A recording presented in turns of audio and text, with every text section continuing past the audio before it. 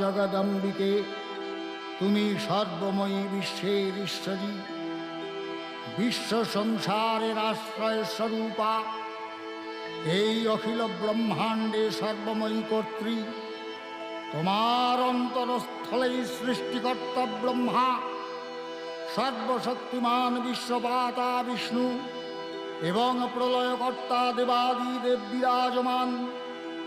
তুমি দেবগণের আধার স্বরূপা, দেবতাদের ও পিতৃলোকের পরম তৃপ্তিদায়ক স্বাহা সধা হব্য ও কব্যরূপে প্রকাশমানা। হে মা কালী, হে মা বিশ্বজননী, তোমার শরণাগত ভক্তের প্রতি তোমার আশিস প্রতিনিয়ত ভক্ত মস্তকে যেন বর্ষিত হয়, শুধু এইটুকু প্রার্থনা।